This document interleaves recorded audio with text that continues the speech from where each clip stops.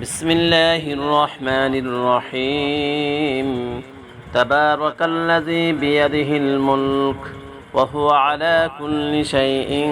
قدير الذي خلق الموت والحياة ليبلوكم أيكم أحسن عملا وهو العزيز الغفور الذي خلق سبع سماوات طباقا ما ترى في خلق الرحمن من تفاوت فارجع البصر هل ترى من فتور ثم ارجع البصر كرتين ينقلب إليك البصر خاسئا وهو حسير ولقد زينا السماء الدنيا بمصابيح وجعلناها رجوما للشياطين وأعتدنا لهم عذاب السعير وللذين كفروا بربهم عذاب جهنم وبئس المصير إذا ألقوا فيها سمعوا لها شهيقا وهي تفور تكاد تميز من الغيظ كلما ألقي فيها فوج سألهم خزنتها ألم يأتكم نذير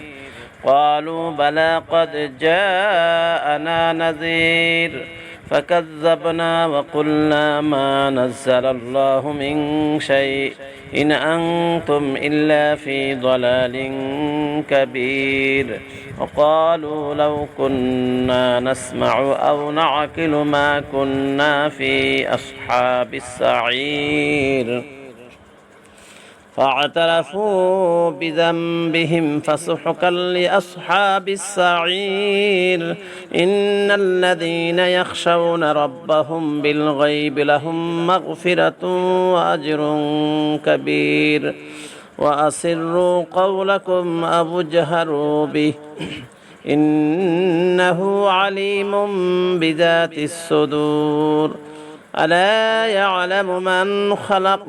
ألا يعلم من خلق وهو اللطيف الخبير هو الذي جعل لكم الأرض ذلولا فامشوا في مناكبها وكلوا من رزقه وإليه النشور أأمنتم من في السماء أن يخسف بكم الأرض فإذا هي تمور أم أمنتم من في السماء أن يرسل عليكم حاصبا فستعلمون كيف نذير أولم يروا ولقد كذب الذين من قبلهم فكيف كان نكير أولم يروا إلى الطير فوقهم صافات ويقبضن ما يمسكهن إلا الرحمن إنه بكل شيء بصير